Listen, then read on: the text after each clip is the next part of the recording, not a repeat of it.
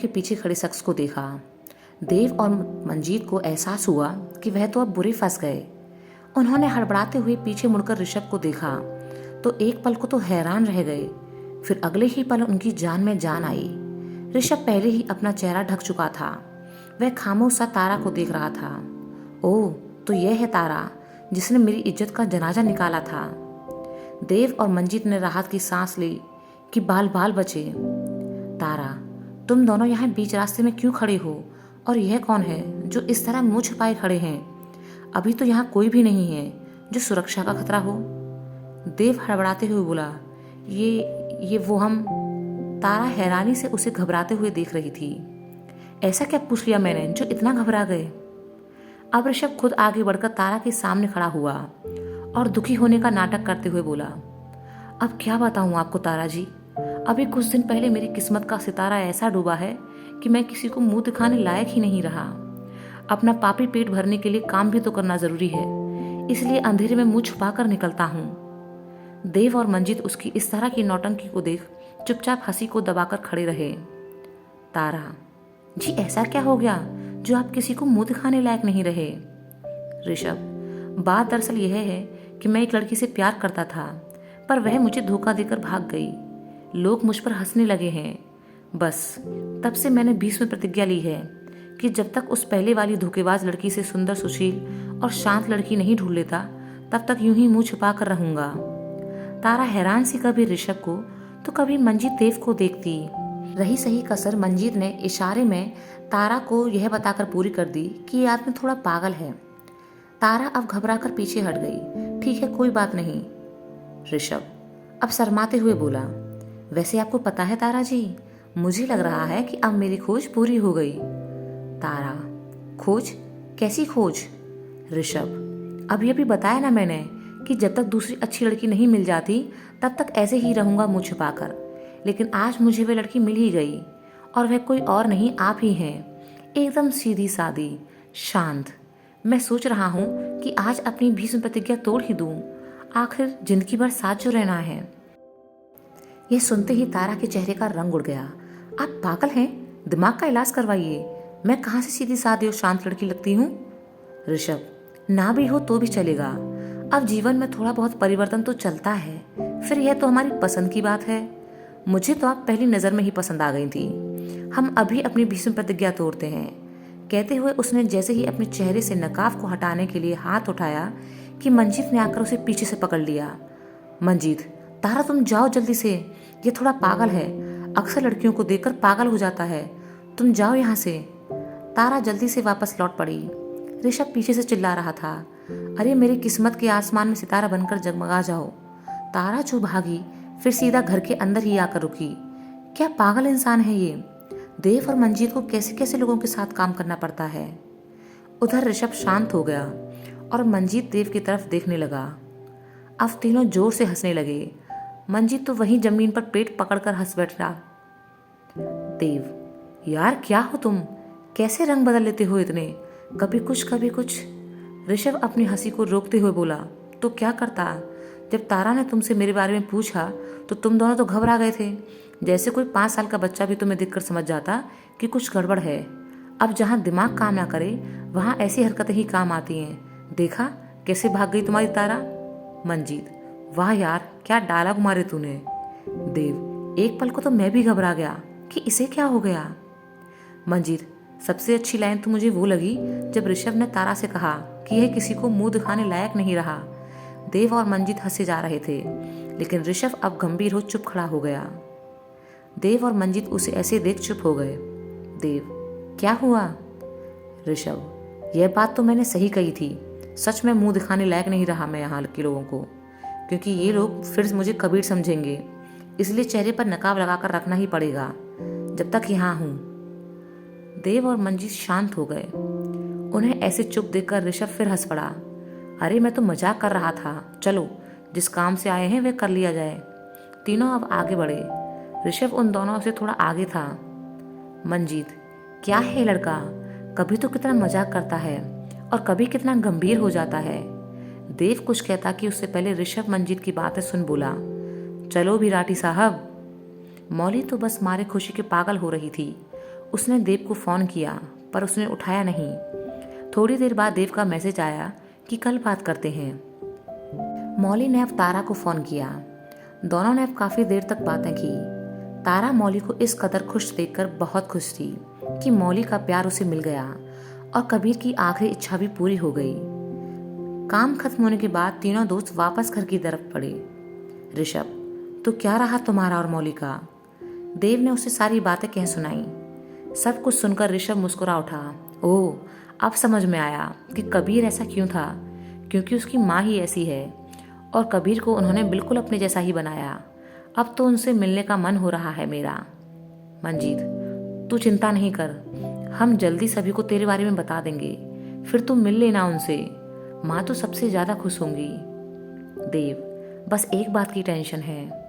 ऋषभ, क्या? देव, यार पहले तो कबीर ने मौली के पेरेंट्स को मना लिया था, पर इस बार उन्हें मनाने की जिम्मेदारी मेरे सिर पर डाल दी है। पता नहीं कैसे मनाऊंगा उन्हें। मुझे तो ढंग से मनाना भी नहीं आता किसी को। वो तो पिछले 3 साल से गुस्से से भरे बैठे होंगे।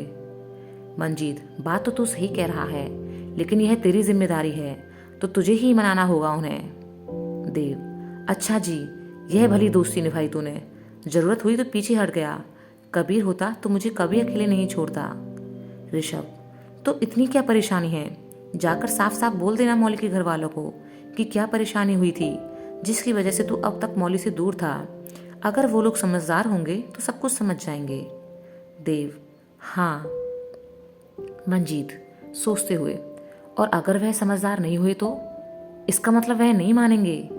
देव और ऋषभ मंजीत की इस बात पर हैरान से एक दूसरे को देखने लगे। ऋषभ, ये मंजीत पक्का आर्मी वाला है ना? देव, हाँ, बदकिस्मती से। मंजीत, किसकी? मेरी बदकिस्मती से? देव और ऋषभ एक साथ बोले, नहीं, आर्मी वालों की बदकिस्मती से। दोनों हंसने लगे। मंजीत, हंस लो, तुम दोनों को बड़ा मजा आ रहा है ना? मैं बात नहीं करूंगा तुमसे, कहते हुए वह घर की तरफ तेज कदमों से बढ़ चला। देव, अब तुम कहाँ जाओगे? ऋषभ, मेरा इंतजाम हो चुका है, मैं वहीं जा रहा हूँ। देव, तुम हमारे साथ ही रुक जाओ ना, अभी तक तो सब सो गए होंगे, किसी को पता भी नहीं चलेगा। सुबह जल्दी निकल जाना। ऋषभ यह सुनकर मुस्कुरा उठा। नहीं, मैं ऐसे चोरी छुपे कभी कभी के घर नहीं जाऊंगा। मैं तो पूरे हक से अपनी पहचान के साथ जाऊंगा। सच कहूँ तो मेरा भी बहुत मन है इस घर से और घर के लोगों से मिलने का, लेकिन बस सही समय का इंतज़ार है जो कि तुम मुझे बताओगे। चलता हूँ, कहते हुए उसने वापस से अपना मुंह ढका और वहाँ से चला गया। अब कुछ ही दूर खड़े मंजीत ने देव को पुकारा। वह गया, अब तो आ जा।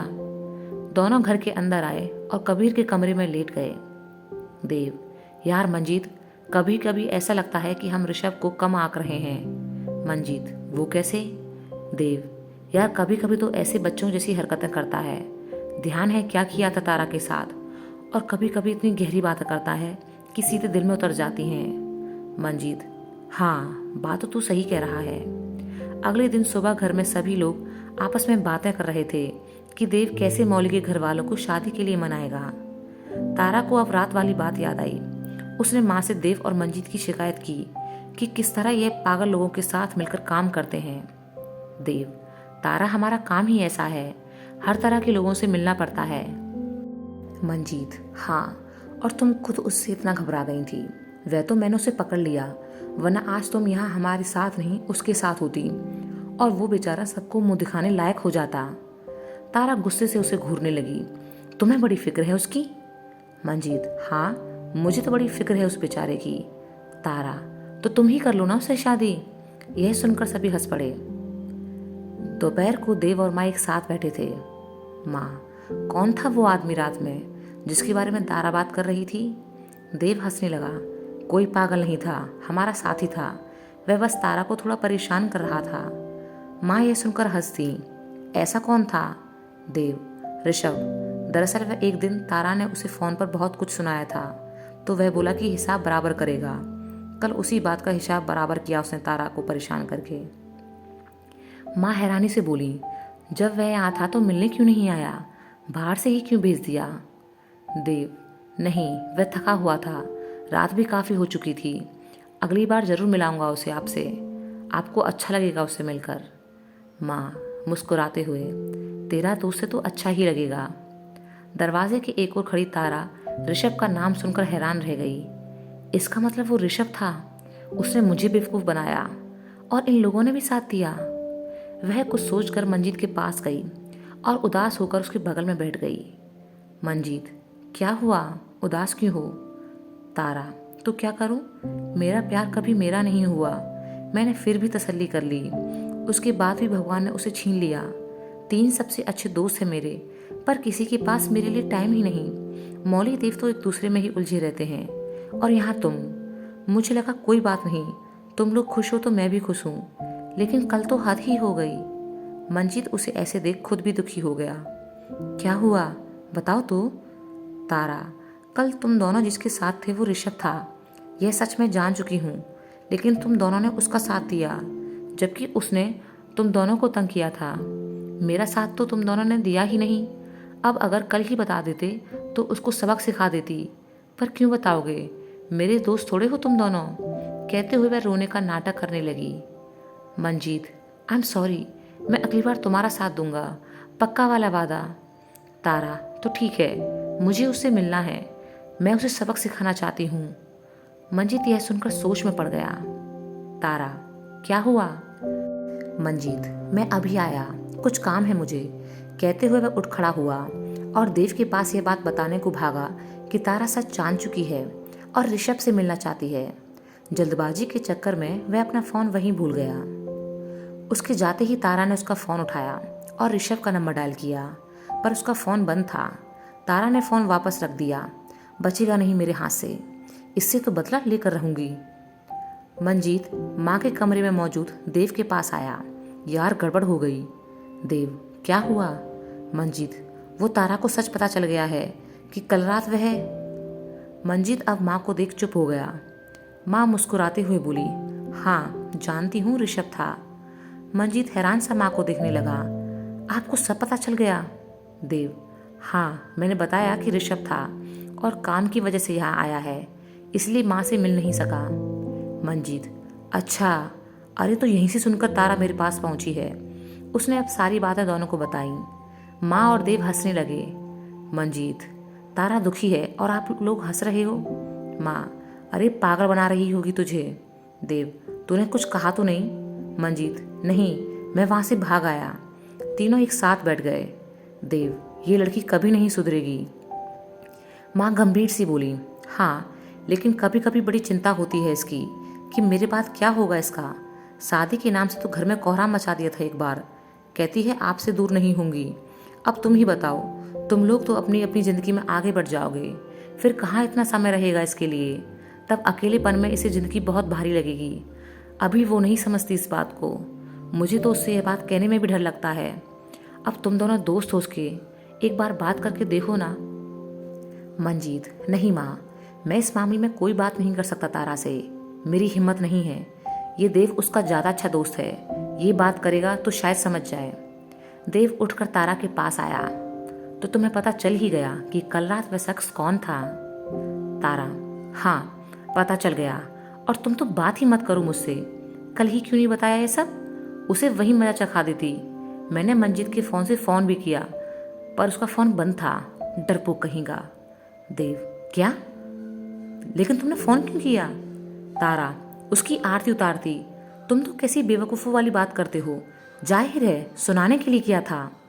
देव, तो वहाँ से तुमसे लड़ने थोड़े आया है, वो तो काम से आया है, इसलिए फ़ोन बंद किया है।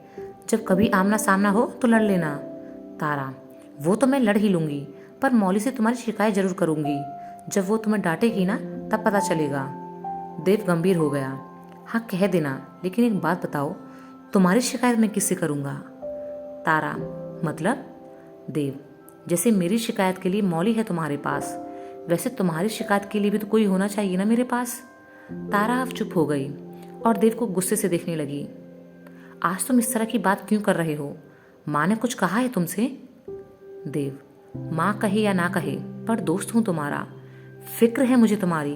पहले तो मैं अकेला था तो अपनी दोस्त का पूरा ख्याल रख सकता था, लेकिन अब मेरे साथ मौली भी जुड़ जाएगी और कहीं हम दोनों अपनी अपनी ज़िंदगी में मशगूल हो गए तो रोहन की भी शादी हो जाएगी।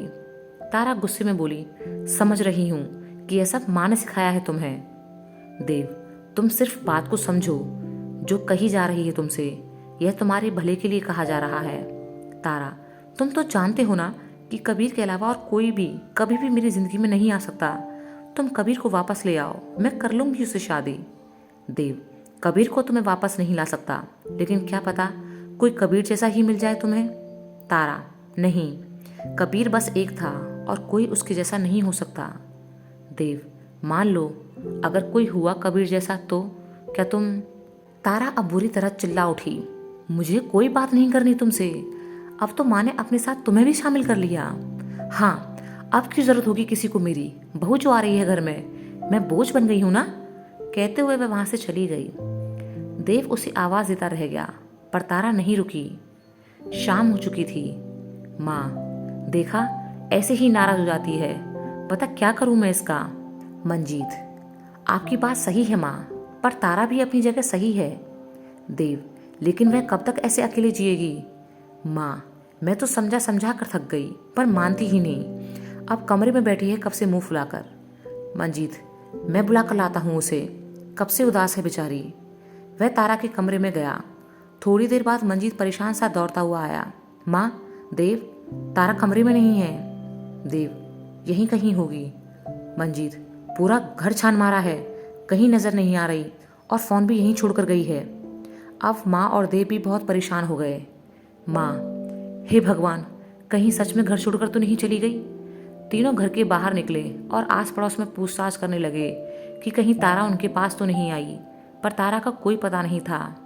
देव, मेरी ही गलती थी जो मैंने उससे शादी की बात की। माँ, लेकिन अब हम उसको ढूंढेंगे कहाँ। तीनों परेशान थे कि इतने गुस्से में तारा कुछ उल्टा सीधा ना कर बैठे।